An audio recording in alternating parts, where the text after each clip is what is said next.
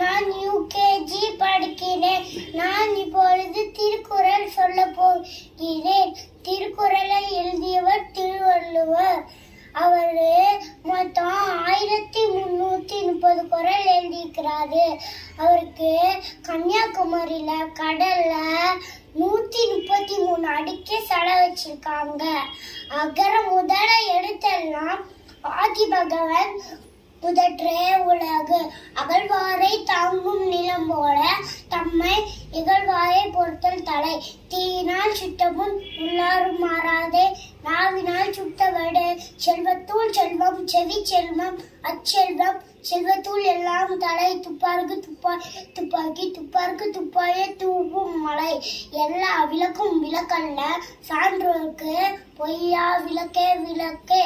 என்னென்ப ஏனை எழுத்தென்பர் இவ்விரண்டோ தன்னென்பர் வாழும் உயிர்க்கு. முயற்சி திருவினையாக்கும் முயற்றின்மை இன்மை புகுத்துவிடும். இனிய உளவாக இன்னாத குரல் கனியிருப்ப காய்கவர் தற்று.